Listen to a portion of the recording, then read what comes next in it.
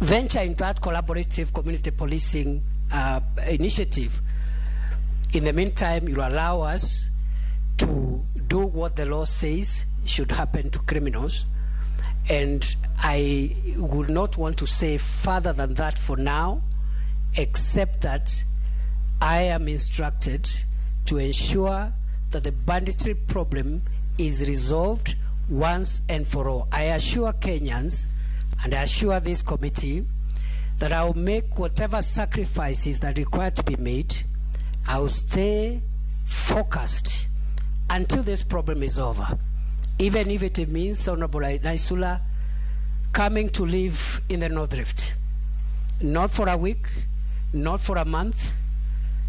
We will stay there as long as it is necessary. Because, Honorable Speaker, when criminals, bandits, castle rustlers, terrorists, when they don't fear government, as Honorable